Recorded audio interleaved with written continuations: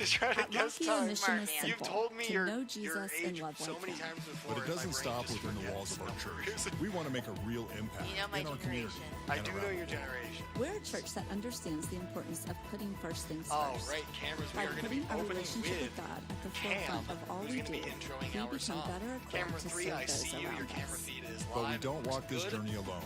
We believe in the power of going together. We're here need to create play a more space audio where we can build adrenaline. deep, meaningful connections More audio and experience the power Yeah, that's of the all. song. 30 seconds, everybody. In our Is pursuit that of being for the I one, see. we I recognize just the know value from of like each individual. K-Love Radio when Every I was person like has a unique story. 5 to 7 years Our old. aim 20 is seconds, so to you are see live. Jesus Camera 2 and or camera share 1? Jesus' You are love camera with 2. as many people You as are on possible. camera right now. It's our hope The that you singer would cam, encounter sorry. God in ways you've never imagined. Yep. It is such an unfortunate day. 7, Trying to prove it. 5, Ready to take 2. Good morning, Rocky. He Welcome. Let's is praise. Let's stand. On your feet. So yeah, now you can see camera 3. Look, it's our keyboard shot. Oh, it's a good day because it is a day that the Lord has made. Sing it out, sing it out. This is the day you made. So I'll rejoice and be 3, hold that for me. Rejoice and be glad. in Nice and it. still. Nice and steady. Ready 3. Take 3. This is where I believe Ready 1. Take 1. that you are more Great job. than enough, more than enough for me. Ready 2. You are faithful Ooh, nice pull. to Hold that your 2. I'm gonna keep promise. with 1 for a second You are here. strong where I am Ready 2. weak. When I'm standing Take 2. in your Great job. presence, Coming to 3. I have everything Keep that camera nice and straight for me. 3. Ready 3. The joy of the Take 3. Lord, the joy of the Lord is my strength. Ready 1. Start that push. The joy Take of 1. the Lord, Great job. the 2. joy Hold of that. the Lord is my Appreciate you. strength. Sing, oh my soul, oh my soul. Ready 2. Bless his Keep that move going 1. all that is within me. Take Say, 2. the joy of the Lord, the joy of the Lord is my strength. 3. I'm going to want closer shots than that. I think we're just a bit too far off and you're also tilted to the side. Ready 1. Take 1. Don't be afraid to go right up next to the band players in the back. Yeah, that's fine. I like that. Ready 3. Take 3. I like that. Coming to 2. Ready 2. Take 2. Yeah, Misha, don't be afraid to walk right up to the guitars. Get some really nice tight shots. Right up to the drums. You can get Luke doing some drums. It's really good. Ready 1. Take 1. Thank you for offsetting. Yeah, there you go. There you go. Now come in nice and real tight to him. Ready 2. Ready 3. Take 4. Almost. Ready 3. Nice and steady. Take 3. Ready 1. I'm going to go 2 actually. Ready 2. Take 2. 1. Give me a cam, please. Thank you. Sorry about that. Ready 1. Take 1. Fantastic job. You can walk even closer than that, Misha. You can go right up to the box. Get some nice detail. Yeah, nice detail. Ready 3. Love that. Ready 3. Take 3. Nice and steady.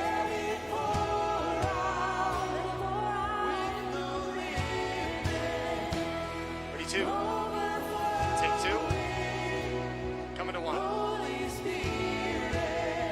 Fantastic shot, Misha. That was excellent. Ready 1. Take 1. I love that, Misha. Thank you.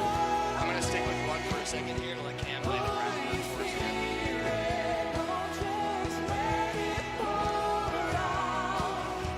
Ready 3. Take 3. Coming to 2. Actually, we might drop to 2 to a pull for me. If you can please. Ready 2. Ready 1. Take 1.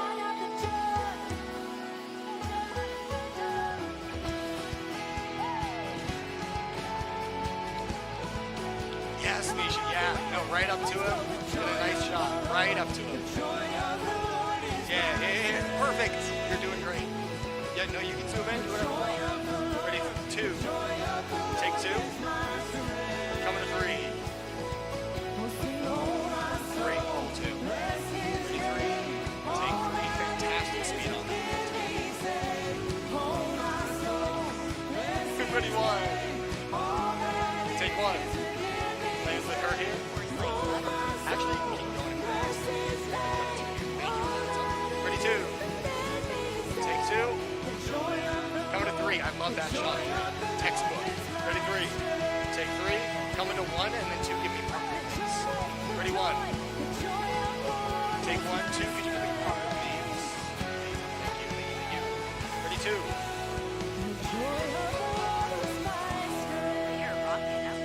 Dude, we're crushing it. Ready 2. Take 2. Thanks for the rack out. Check we that got out. another 3 baptisms today. Isn't that 2 awesome? or 1. Hey, Sorry, so when 1, we are coming back you to see them come up out of the water, let's celebrate the decision that they made today to follow Jesus. Come on. Ready 1. Take 1. You guys are obliterated. It's so good right now. Misha, could you straighten up your camera a little bit? You're just a little tilted to the side of that shot. Other way. It just looks like I'm like sideways. Yeah, there you go. Thank you. Stand by 3. Solve 3.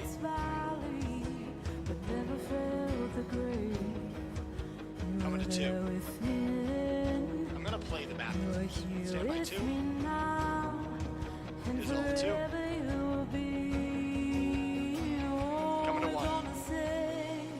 Stand by 1. Resolve 1. Love that 3. Set that shot up real nice. I'll come to you.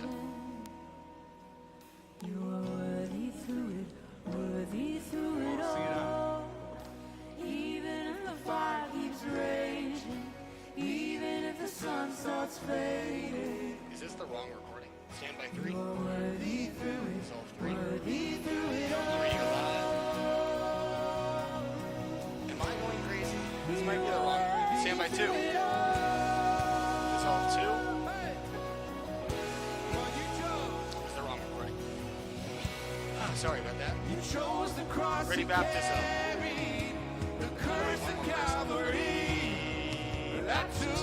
Just gonna stare. Take baptism. That was on me. We had 2 recordings on that card. 3, I'll come out to you.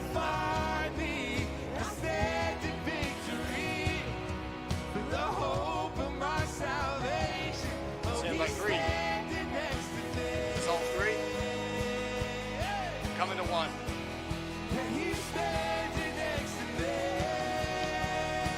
Ready 1, take 1. Coming to 2. Ready 2. Take 2. Love it 3, I'll come to you soon. Ready 3. Take 3.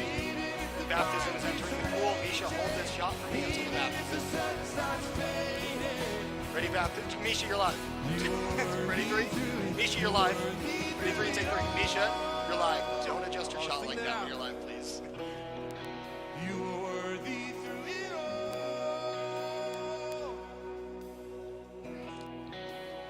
Let the rain.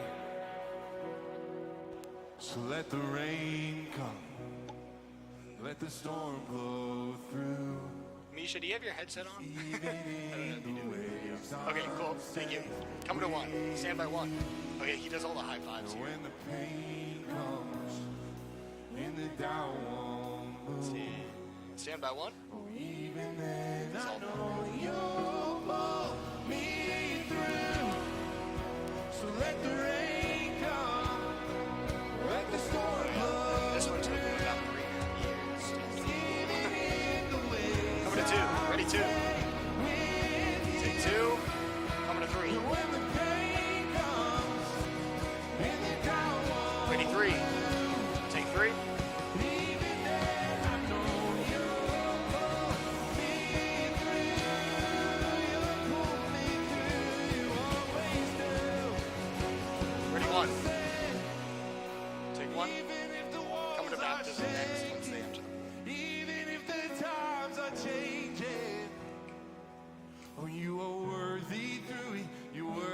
baptism. Take baptism.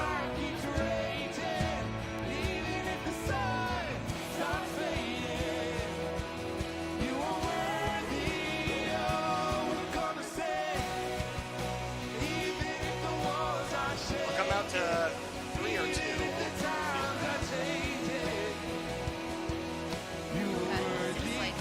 Thank you.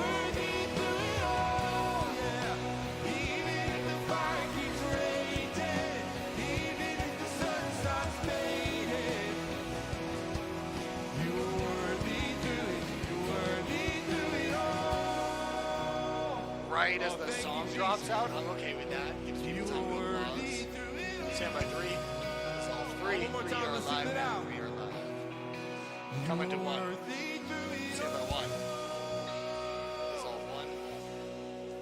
It's a good outro shot. I was okay with that.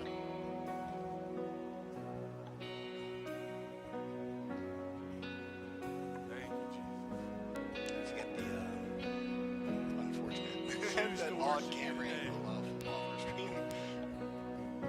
Set our eyes on you. Above that 3. You are the vine. We I love are that. Ethan, my aesthetic king. tethered to you. Stand by 3.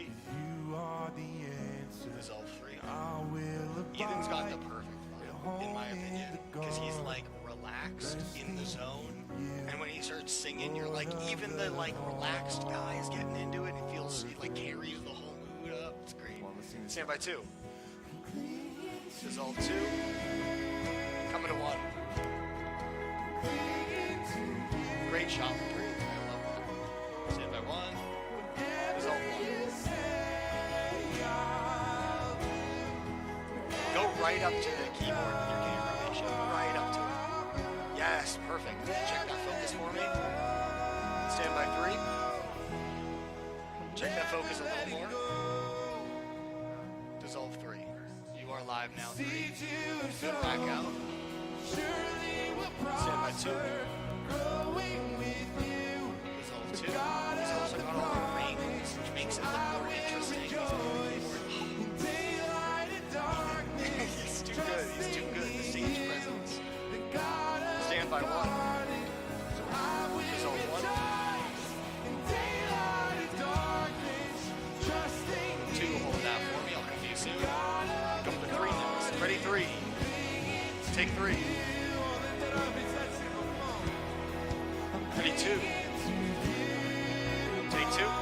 Stay with him for a sec. We're gonna let it bring around us. Thank you. Oh, this is him talking.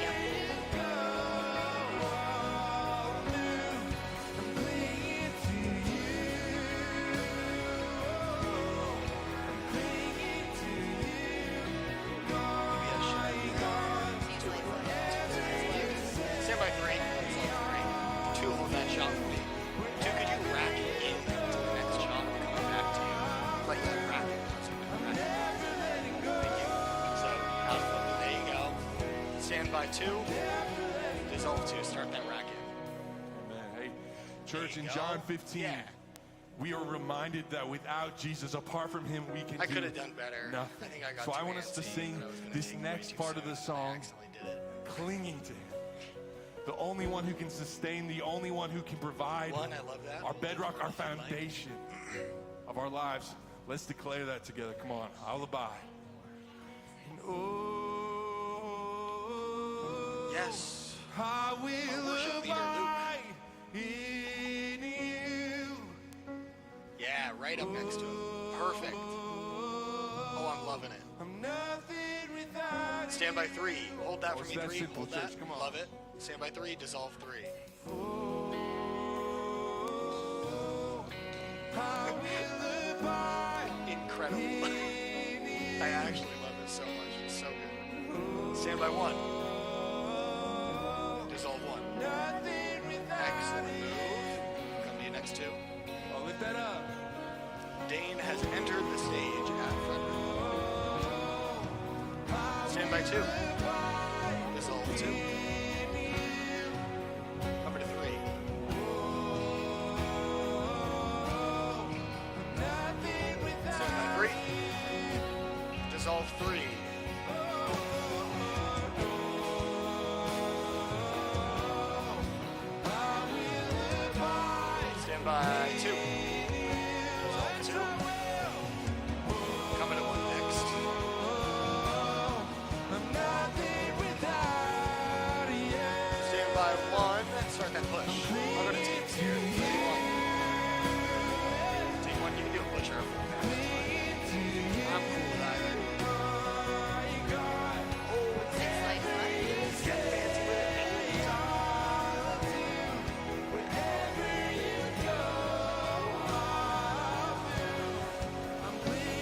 three, nice and stationary. Ready, three. Take three. Ready, two. Take two. One are we at? Ready, one. No, sorry. My bad. Ready, one. Take one. I was getting too easy. Great racket, great move. Just landed him here. Never let it. We're gonna let him foundationalize us, calm us back down. No more. We're not going crazy anymore. Never letting go. And two, could you be prepared to pick up Amanda on stage right? I'm never Thank you very much. Ready, two. Push in for me just a little bit. So good. Hey, can we take a minute and celebrate those baptisms He is still today? in. Oh, careful, you're all good. Just leave it where you are. Check your focus a tiny I think bit. we're at almost Ready, 80 one. baptisms between our two campuses, and I don't know about you, but I love seeing Take one, keys young out. people get baptized, but there's just something Light is about somebody in their thank you. Ready, 70s CG, getting we're gonna baptized that just, yeah, gets me emotional. So good. You guys can take a seat, grab out your communion. So at the beginning of the year, I chose a word The for third the coffee year. does hit different. And my word for 2025 is relax.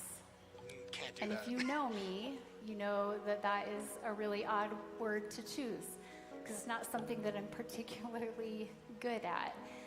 And so a lot of people would be like, why did you choose that word, Amanda? And it's And actually two, as because we have it's not done about before, just, and you as know, you did chilling, before, we're hanging just gonna out, do a rack going to out the when we beach, taking a transition break. But it to is the because of communion, and this. then also when we go Someone to asked Dallas Willard, if you could use one word to Or did I say describe two? I meant Jesus, to what say would that one. word be? I'm going a little crazy, And he but we're at the end said, of it all, so it's okay. relaxed. And the reason he said that is because You he can said, also do it too it's not if you that want to, Jesus but you didn't won't be have alive. anxiety or deal with anger or the weight of the world or pressures. It's because he knew how to be in the presence of his Father, how to just trust him, obey him, to sit in his Oh, and presence also camera three, if you, I guess you're with kind him of and with other in the people. stage, but And I asked myself the question, You're do I know how to do that? Am I you good can stay at where you that? are. I was The gonna say you answer can is go, but if no. you're like, it'll look weird if you start running And the around the truth stage while she's is, up there. we don't so you need just to stay where you just are, be you're fine. busy and checking off a list and getting all of our things done. We don't need to be in control, which is a lot of the reason why I don't relax. Dane has I want to entered make sure communion. everything's done and taken care of. We don't need to do all of that. on the All we stream. need to do On the stream. is be He's near praying to the live. one who has everything under control. He's not worried about a thing. And so today we're going to take communion. And one of the things I love about what we do every week, we have this rhythm of taking communion every week, and it gives us this opportunity to do just that, to stop, to put all the things aside, and just to sit in the presence of Jesus, to take the bread and the juice, to be reminded of his sacrifice for us. So that's what I want you to do today. I'm going to give you about a minute and a half. Take the bread and the juice when you're ready, and then just put everything aside and just sit in his presence today. Stand by, CG. Dissolve, CG. Thank you for the rack out. She actually timed it. She knew that we have a minute for communion, but she was 30 seconds early. She said, I'm going to give you about a minute and a half so that we would be perfectly on time. But let's see if she has the patience to stand there for the full minute and 30 seconds. The stream is set. Thank you, thank you.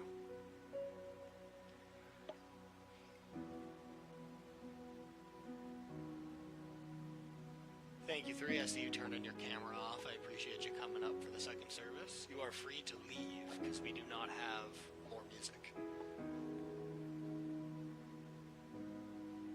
Oh my gosh, 1. You gave me the biggest heart attack. I forgot you weren't live. I was like, oh, he's shaking. Ah.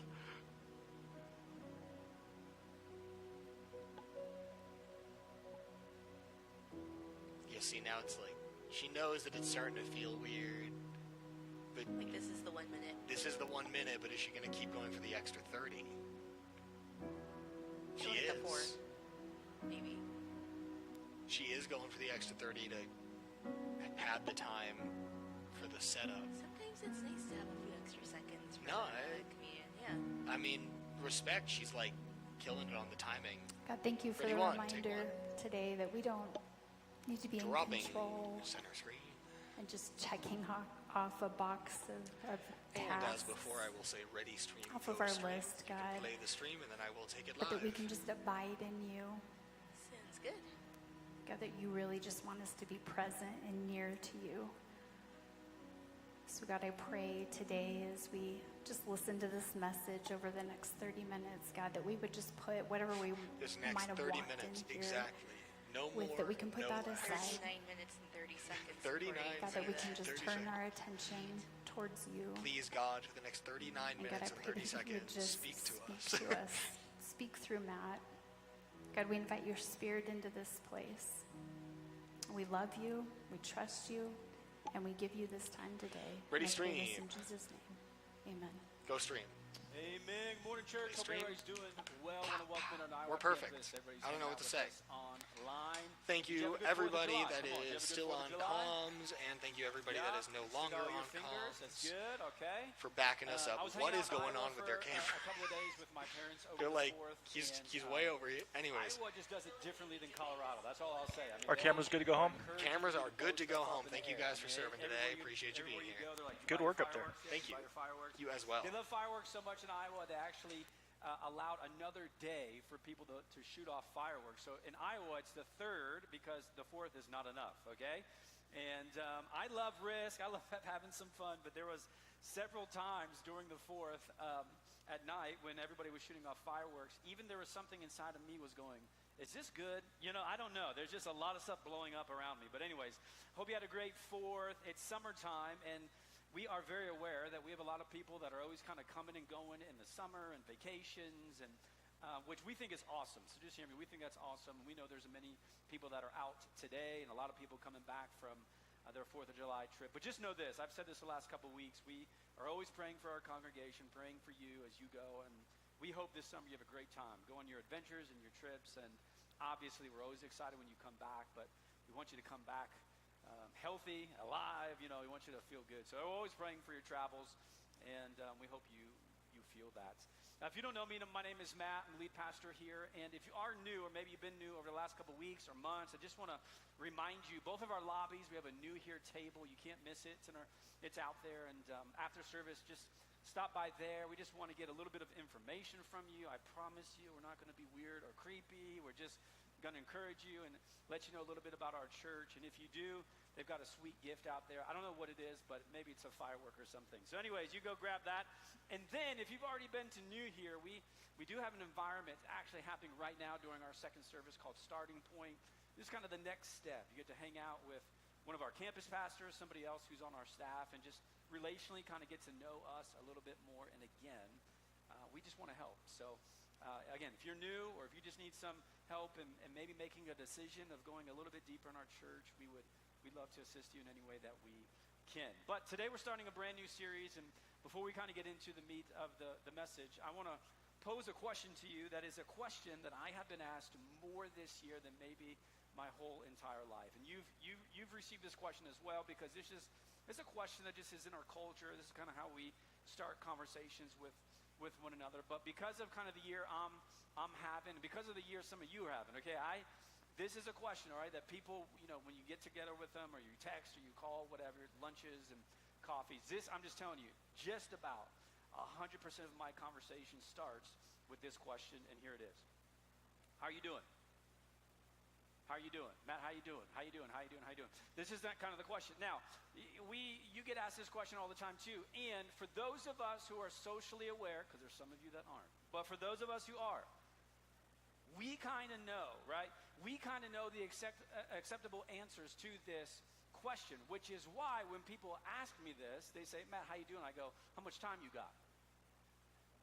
Because I kind of, you know, when I ask this question to you, we're all guilty of this. When I ask this question, really the answer, there's like a couple acceptable answers, which is like, I'm doing good. I'm doing fine. Or what I would have even said before, you know, before this year, many of my years when people go, how you doing? I would say something like this. It's good, but man, is it busy. So busy. Did you ever answer like that? when you ask that question, that's kind of what you're really looking for. Like just that, give me a 30-second. Are you good? Are you fine? Or are you just super busy? That's great. All acceptable answers. Let's move on, in the busyness of our day and our week. And you get asked that question too all the time. But because people really do know kind of my year and some of the things I've been in, and when your difficulties are kind of out there in the public and people really kind of know, I've gotten a second question this year. So people start with, Matt, how you doing? I go, day by day, it's good days, it's bad days, whatever. And then the people that are like really leaning in, who just want to accept that, then they say this. No, I'm asking you, how are you really doing? Of course you just lied to me. Now tell me the truth. I have some time. So how are you really doing? What's interesting, when people ask me that, the old answer would have been is good, it's fine, it's busy. What I find myself this year, if I'm going to be really honest, I'll eventually get to a place where I will say something like this. I won't say it's busy. I'll say, I'm tired. Just been a lot. Just really tired. And I want to ask you the question this morning. Don't say it out loud because socially that would be weird. But I'm just asking you, okay? How are you really doing? We've made it halfway through the year. It's into July, which is wild. We're halfway, basically through summer. How are you really doing? How are you really doing? My guess is there are many of us here this morning that would probably say something similar. Oh, man, the calendar is full. Oh, it's so busy. Oh, we're just going from one thing to the next. If you're going to be really honest, you might say, Matt, I'll be honest, I'm a bit exhausted. I'm a bit tired. John Mark Comer, who is a pastor, is up in Portland. He's an author, speaks around. He speaks into the lives of a lot of pastors in our country as well. Very, very wise man of God. He kind of has framed this. He's named this thing of we just always seem to be tired. We're just always exhausted. He calls it hurry sickness. And he would tell you this is the epidemic of our generation. We have all these, gizmos and gadgets that are promise us rest, and yet somehow, some way, we always just keep getting back to this hurry sickness. We live in a culture that doesn't encourage us to just be. You know what I mean? Just to be. And some of us, when I say that, like just to be, you're like, be what? No, I'm just saying just to be. Be where? Just be here. Just to be. Not having to respond or having to go somewhere or a calendar that's full with all these commitments, but just to be. Here's how you know if you've got the sickness of hurry. I said this first service, everybody lied, okay? But let me just ask you. Have you ever, even this week, maybe even this morning, have you ever been driving around and you come up to a red light? You don't even know how long this light's going to last. But because you're just there, you pick up your phone and you look at it. Anybody? Just me again? Okay. You know what that is? That's the sickness. You refuse just to be. We have to be doing something. We got to be productive. And so if I'm going to sit at this light for the next 30 seconds, I'm going to check to see if anybody texted me. I'm going to check to see if anybody emailed me. It's why some of you, even in this service, will look at your phone. And you're going to try to tell me you got the Bible app open. You do not, okay? Because somewhere along the way you're going, this is taking too long. This is why I have a counter that's telling me, Matt, you better wrap this up because these people have trouble just being. And if you go too long, they're going to disengage and they're going to begin to think about the rest of their day and all the commitments they have this week because we have a sickness. And the world, it fuels this. It encourages this. The world is not telling you to slow down. The world is telling you to speed up. This is why in the context of our work, we can show people our calendar that is filled from, morning to evening. And this isn't oh my word, this is horrible. No. This is our trophy. Look at my trophies. Look what I'm accomplishing. Look how busy I am. And all the noises that our phone makes is our anthem of our sickness. It's the pings and the buzzes. It's the reason why we keep looking at our watch. The desire to be needed and necessary for every minute of the day. Sickness. And when you look at the studies, okay, you can go Google this and research it. It's all going to say the same thing. Here's the bottom line. It's going to say that we are a society that is running on empty. We are on fumes. We are running out of fuel. Here's what it says, that 50% of us this morning that are hanging out in this room, if you were honest, you would say, I am exhausted. 50% of the American workforce is going to work tomorrow tired. If you're a millennial or Gen Z, that number goes up to 60%. We're exhausted people. We are tired people. So we're jumping into this series entitled Running on E, which I made the joke that all these cars up here are minivans, and if you own a minivan, you're probably tired, okay? And so we're doing a deep dive into this conversation of, okay, why is it? Why is it that more than half of us this morning are incredibly tired? Why is it that we're exhausted? And if we're exhausted, does God care? And the answer to that question is yes, he does care. And if he cares, does he offer us a solution? And the answer to that question is he sure does. He offers us a solution in a commandment that we don't talk about a lot. And the reason why, I'll just be honest, the reason why pastors don't talk about it a lot is because we're not doing it. And it's bad practice to be teaching something that you aren't already leading on. So, most of us are tired. Most of us are exhausted. Most of us are already thinking about the busyness of today and the rest of the week.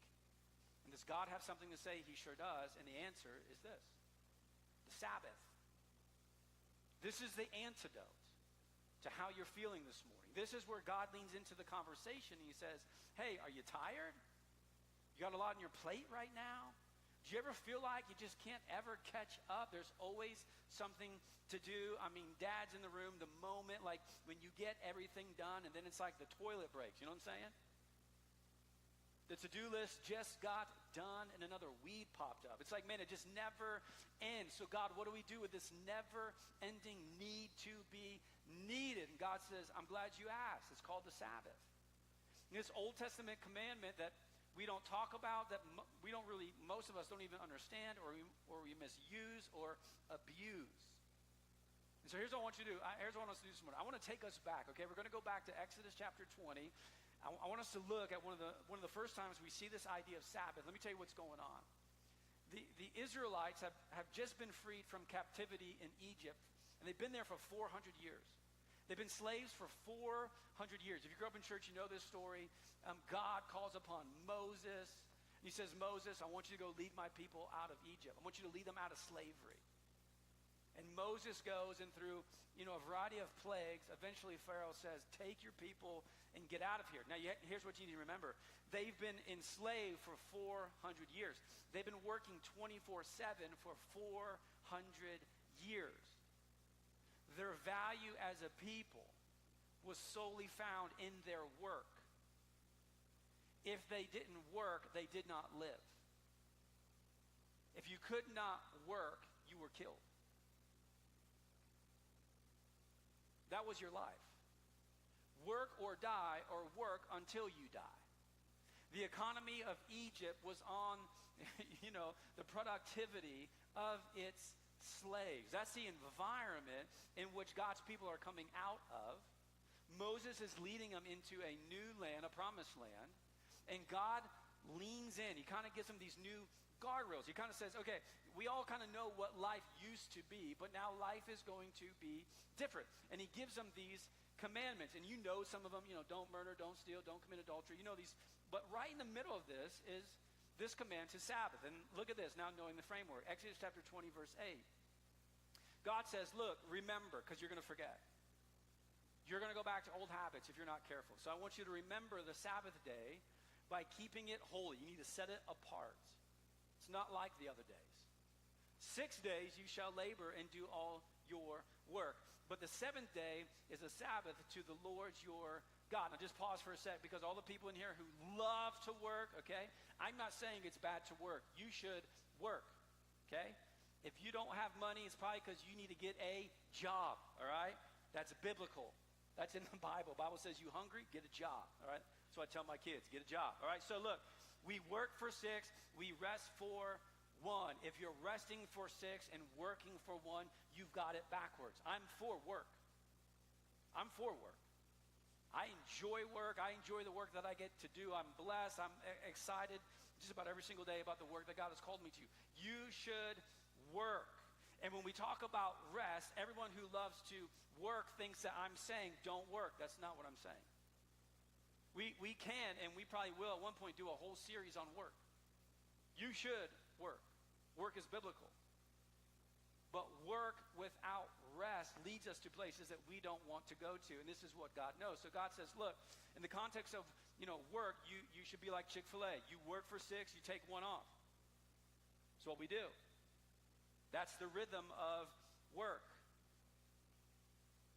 On it, here's what you're going to do. On it, you shall not do any work. Neither you nor your sons or your daughters, so not your family's not working, not your male or female servants, not anybody who potentially even works for you is working, not even your animals are working. Nobody's working. Nor any foreigner residing in your towns. You got guests that are coming into towns, they're not working. And here's why. For in 6 days the Lord made, this is the Jesus juke here, for in 6 days the Lord made the heavens and the earth, the sea, and all that is in them. That's a lot of work, isn't it? God created for 6 days. Look around today, everything you see God made. And yet, what did God do? Well, he rested on the 7th day. Therefore, since God worked for 6 and he blessed this holy day, the rest day that we're calling the Sabbath, and made it holy, so should you. So should you. And think about this. This is the Israelites receiving this command. They're coming out of working 24/7, and God says, my people will be known by how they work for 6, but they will also be known for how they rest for 1. And if you choose to take up the rhythm of the Sabbath, the world will take notice. Because the world will not encourage it. They won't even equip it. They'll fight you for it. They'll try to take it away. I was joking last service. If people find out like you're just taking a day, a really Sabbath day, a lot of times people in my interaction with them, if I'm really fighting for my own personal Sabbath, they'll say something like this: must be nice. The assumption is either A, I've earned it, or B, I don't have enough work to fill up 7 days. Neither are true. I have so much work. There's always something to do. I surely even haven't earned it. I could have probably worked harder the last 6 days. And yet, the very reason why I want to engage with it is because God has given it to me. He's offered it to me. In an Old Testament sense, he's commanding his people. It was a direct attack on the ethos of Egypt. You remember how you used to live. Oh, we do. All we know how to do is work. And God says, no more. No more. You will work for 6. And you will rest for 1. It's radical. The world will never celebrate it, and if you engage with it, the world potentially will never understand it. And here's how we feel sometimes as Christians. We feel like God is like taking something away from us. We feel like he is restricting us. But you need to understand the heart of the command isn't about restriction. It's about liberation. It's owning the fact and saying out loud, there is always going to be something to do. There's always something. And if we say, well, one day or when I finish, listen, it's just never going to happen. And so God leans in. He says, look, I'm not trying to confine you in. I'm trying to free you up. If you're looking for a reason or an excuse why you need to take a break, let me give you one. Do you remember that God, the creator of all things, created for 6 and rested for 1? He set a day apart as a holy day. And do you think God literally needed physical rest? No. He knows you because he made you. And why wouldn't he lead us in a rhythm of all kinds of physical and spiritual and mental formation in our life to go, you know what's going to be good for you? If you take a day off every Sabbath. It's not a trap, and it's not a trick. Here's what it is. It's a gift. It's a gift that many of us refuse to receive. Let me just ask you, both campuses, everybody who's hanging out at home, it's weird, just raise your hand if you want to. How many of you, let's just be honest, how many of you think that you Sabbath well? Go ahead and just raise your hand. One person. One person. Isn't that crazy? Some of you in here are retired and you don't even know. You're like, what? You don't even have to work, but you keep working. We just naturally don't do this well. And this is crazy because it's a gift. It's a gift that God has given to his people. And he goes, look, here's the rhythm of your work and rest. And many of us every single week come up with an excuse of why we don't want it or why we don't need it, or why we feel bad or shame or guilty when we take it. You know, this is God who's talking. Now, what's very interesting, okay, we have this rhythm of Sabbath that God institutes with his people back in the Old Testament. Give this a couple 100,000 years, we get into the New Testament. And the very thing that God has given as a gift to his people, the religious leaders of the day, have put so much red tape on this command of Sabbathing that it has now enslaved God's people again. I was reading up on this the last couple of weeks. In the context of in the day and age when Jesus rolls in, the Sabbath, it had 39 buckets of things that you could not do that was considered to be work. It's wild. I was reading this one thing that said on the Sabbath you weren't even allowed to spit on the ground because that could be considered plowing the ground. These religious leaders, and we're so good at this as Christians. I mean, we take something that God says, here's a gift, and then we frame it up, and we say, you can't do that, and you can't do that, and you can't do that. We begin to weaponize this thing. And this gift that God has given to his people, all of a sudden becomes a curse. They're not physically enslaved in Egypt anymore, but when it comes to this one day a week, they sure are acting like they are enslaved again. And here comes Jesus. I love this brother. He rolls in. And he doesn't follow these rules. And we have this story. There's many stories you can go to. This is, I just like this one. So this is Mark chapter 2. Has everything to do with the Sabbath. This is why we see this tension in the New Testament, because Jesus just won't fall in line when it comes to the rules of the Sabbath. And here's the story. It says this, that one Sabbath, Jesus was going through the grain fields, and as his disciples walked along, they began to pick some heads of grain. They needed a snack. They need a snack. It's Sabbath, and they go to they go in the kitchen. They go, man, I just need a snack. And the Pharisees said to him, look, these religious leaders of the day, why are they doing what is unlawful? You can't do that. You can't do that. You cannot pick from the grain field because that's considered work. If you want to eat on the Sabbath, you should have prepared your meals on the day before. You working. You forgot about the law because this is the Sabbath.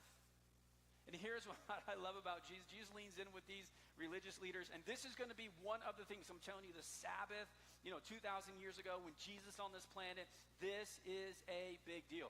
You cannot mess with the Sabbath. It's been framed up. It's been built. Here's the do's. Here's the don'ts. And Jesus shows up. And he's walking through a grain field on the Sabbath, the day of rest, and they are hungry. And he says, get yourself a snack. The religious leaders freak out. Jesus leans in. Eventually you get to verse 27. Here's what he says. This is profound. He says, then he said to them, the Sabbath, see, you guys forgot. The Sabbath was made for man, not the man for the Sabbath. You forgot the heart the words. You do not serve the Sabbath. The Sabbath serves you. You forgot. You forgot. This will be one of the things that will get Jesus crucified. What are you talking about? You can't get a snack on the Sabbath? I'm hungry. I'm hungry. Well, too bad. You can't do it. You can't work on the Sabbath. Oh, you guys forgot. I don't serve the Sabbath. The Sabbath serves me. It was a gift from my Father. You really think right now my Father in heaven doesn't want me to have a snack? I don't serve a day. I serve a God. You forgot the heart behind this. You forgot. Essentially, this is what Jesus is saying. Look, this whole Sabbath thing, look, it's a tool for our restoration. It's not a weapon for condemnation. You want to use the Sabbath to kind of control people, manipulate people. The whole heart behind the Sabbath was to free people up from all the demands of our work. Not to work more. It was to work less. And then Jesus says something that definitely will get him eventually crucified. Here's what he says. So the Son of Man is the Lord even of the what? Sabbath. You know who created the Sabbath? He goes, me. I can do what I want. And he does. Over and over again on the Sabbath. When you read through the New Testament, it's almost like Jesus is poking at this thing. He's healing people on what day? Sabbath day. He creates this tension with the religious leaders of the day, and he's looking at them going, don't you think God would want to heal this person? And they go, we don't even care. You can't work on the Sabbath. He's feeding people who are hungry on the Sabbath, and religious leaders are going, you can't do that. He goes, watch me. You don't think my Father cares about these people who are hungry? He's bringing, newness and restoration to people he's bumping into on the Sabbath. And he keeps doing things the religious leaders say you can't do. And Jesus goes, look, I don't know if you get this. Let me just drop the mic for the second. I made the Sabbath. I created the Sabbath. And you are abusing it. You are perverting it. We do not serve a day. We serve a God. And our God gave us a day to rest. But if I see someone hungry, I feed them. If I want a snack, I get one. You're missing the heart behind this. And ultimately, here's what Jesus will say while he's walking around this planet when it comes to this topic and the Sabbath. He would essentially say to us this morning, ultimate rest does not come from a day. It comes from a person. And his name is Jesus. That's what Jesus would say. Listen, you're taking the gift and you're missing the heart. The gift is to create the space to spend time with the person. The day will not offer you the rest that essentially your soul is craving. This is why you cannot work for a month, and if you're not, if you don't have a relationship with God, your soul will still be uneasy. Here's why. Because your soul is looking for rest.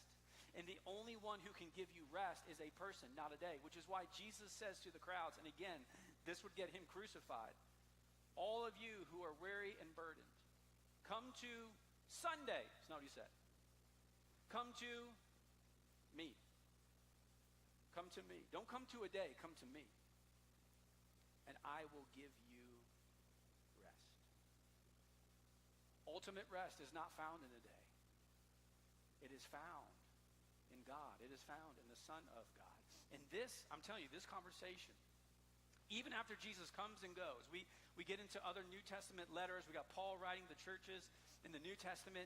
There is tension here with this Sabbath. It does not go away. In fact, one of the verses, Paul is writing to the church in Colossae, and he's leaning in because this is what happens. We have Christians going, you should or shouldn't, you can or you can't. Paul leans in because there's all this tension. And here's what he says, therefore, don't let anyone judge you by what you eat or drink, because there was a lot of laws and rules with people coming out of the Jewish faith about what you can or can't eat. He goes, no, come on. Don't let people judge you, or with regard to a religious festival, a new moon celebration, or look, it makes it in the list, a Sabbath. Why is this thing so confusing? We still have people judging how people are or aren't using the Sabbath. He goes, look, these are a shadow of the things that were to come. The reality is, however, is found in Christ. It's found in a person. Essentially what he says is this. Look, before Jesus comes on the scene, some of the pictures of these commands are kind of black and white. They're helping us. They're guardrailing some things up. But then Jesus shows up, and we can now see the fullness of color. We see now more. We understand more. Jesus is our ultimate rest. In the context of salvation this morning, you cannot earn it. You cannot buy it. You can work your whole life miss out on eternity. And Paul goes, look, even in the context of salvation, there's never enough work that you could accomplish outside of Jesus, because Jesus is the one who offers us the ultimate rest. Ultimate rest isn't found in a day, it's found in a person. So we are no longer under the law of the Sabbath, but this is what essentially Paul is saying. But we should be under the wisdom of it. Because you will need space to be. It rarely will happen on its own. And when it does, we tend to fill it right away. This is the beauty of the rhythm of work for 6 and rest for 1, which is why the Hebrew author says this. There remains then a Sabbath. New Testament church, look, there's this Old Testament law. It was the law of the Sabbath. It was a set apart a day to keep it holy. It was rest for the people of God. For anyone, look at this, for anyone who enters God's rest also rests from their works, just as God did from his. It's an invitation to a day of rest, not just for rest's sake, but to rest in and with God. The wisdom of the Sabbath.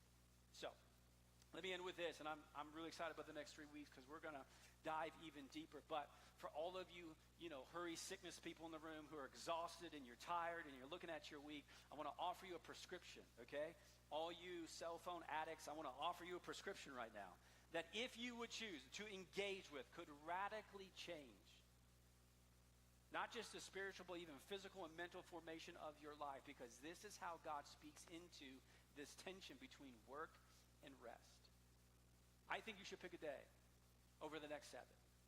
I think you should pick a day and just begin to protect it. And when people ask you, hey, can you do this on this day? Guess what you tell them?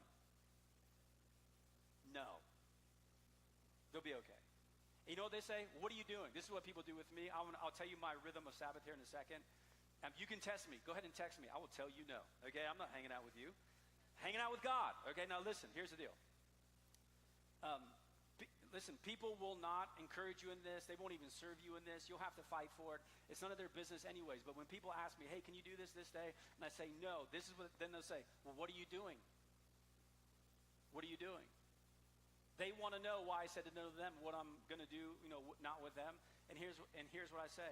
I'm busy. I'm busy. If they keep going on, then eventually I'll say, I'm resting. Must be nice. It is nice. You should try it. I'm really looking forward to it. I've had a full 6 days. I could use a rest for 1. And here's the prescription, okay? If you're going to choose a Sabbath, okay, so you block it out, okay? It's all blocked out. I got, essentially you got 24 hours. For me, my rhythm of Sabbath starts on Thursday night. It goes till Friday night. Thursday night to Friday night, because I work Saturday, I work Sunday. So I start my rest Thursday night, okay? Thursday night all the way through Friday night. Friday night, my notes have to be in. Saturday, I'm engaging with what I'm teaching in. I'm not resting. Sunday, I teach, okay? And so it's usually Thursday to Friday, but you can be shrewd. I think you can pick any day. I don't care what day you pick, okay? It can be this day. I don't care. But I think you should pick a day. You should work for 6 and rest from 1. And here's 4 things I would encourage you to think about with what you're doing with all of a sudden this 24 hours. Here's the first one. I think you should anchor it in worship. You should remind yourself, why am I resting? Here's why I'm resting. Because God has called me to rest. You should anchor yourself in that truth. Oh yeah, that's right. God is God and I'm not. because there's something inside of you that loves to be needed. But listen, you are not God. You're not even your own God. And it is good for us to step away and to be reminded, oh, this world's going to keep spinning. So we anchor ourselves in the truth of the Sabbath. Why are we resting? Because God seems to think it is not only going to be good for you, but good for the people around you to take a breath. Listen to some worship music. Read some scriptures. Do an extended devotion time. Sit in silence. I don't care. Anchor yourself. Whatever anchors you in the truth of why you are resting, you should remind yourself, why am I taking a day? Because if you don't, you'll begin to sacrifice it. You'll lose it. So we anchor ourselves. Here's the second thing you do. We cease and delight. We stop working. We shut the computer. We turn the phone off. We stop working. We're not looking at emails. We're not doing texting. We're ceasing and delighting. This is where you have some freedom. What do you delight in? Some of you love to go up into the mountains and look at the birds and the trees and, oh, this is great. And not me, okay? I don't want to do that. I have someone on our staff who delights in yard work. Not me, okay? Not me. We cease, and we've offered ourselves an opportunity to delight in something. Some of you need to delight in a nap today. You feel me? It's spiritual. Whatever you delight in, engage with it. God has given you the time. He says, look, you don't have to work today. Delight in the things. There's so much brutalness of the world. He goes, look, but when we pause, we can see some of the beauty in it as well. Enjoy it. Delight in it. Cease and delight. Here's the other truth of this ceasing. Wherever you work, or you may be in the context of your family or your spouse. Look, you need a break from the world, and the truth is the world needs a break from you. Amen? Now look at your spouse.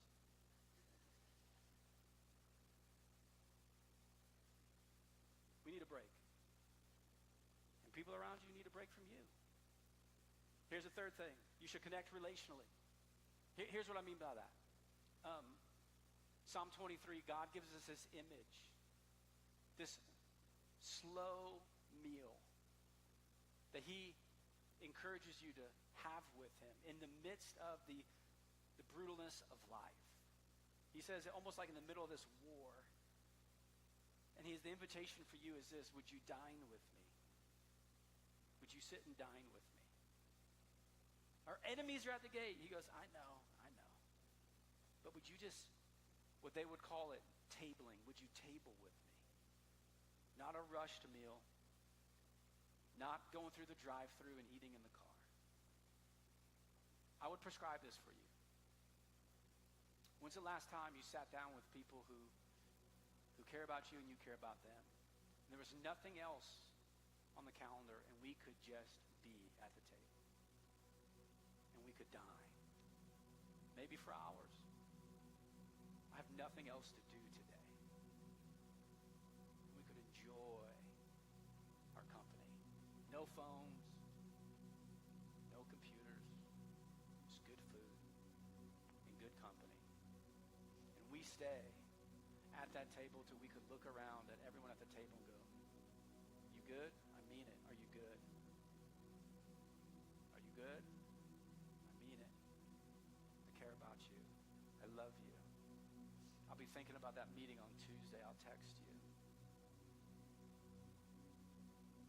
Busyness will suffocate your relationships. One of the most spiritual things that some of us could do this week is to clear our calendar and get with some of our best friends and just be and enjoy. Then here's the fourth thing. I think you should practice gratitude. This is a gift that God has given to us, and we get to the end of this gift and we go, God, thanks. And we create our own little gratitude journal. Here's all the things I'm thankful for. Here's all the things that you've done in my life. To be honest, I just haven't really paused enough to think about it, but thanks for the gift today. I'm telling you, if you would follow this prescription, 1 out of every 7, to spend the day to anchor yourself in the reminder of who God is, to cease work and delight in his creation. Have a good meal with friends and family. Remind God Does that sound like a good day or what? Phew. Your soul potentially would find rest that it has never experienced ever. And the world won't lead you to it. And the world won't encourage you to it. In fact, the world will probably make fun of you for it. And yet it is the very rhythm that God will use to establish his people. Work for 6 and rest for 1. So that's my challenge for you this week. It's going to be painful, especially if you haven't done it. But would you pick out a day and anchor yourself in God, to cease work, to delight in the blessings he's already given to you, spend some extra time with friends, and to be grateful?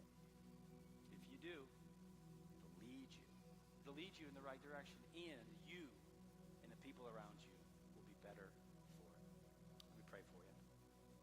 Father, this morning we thank you for this gift, this rhythm.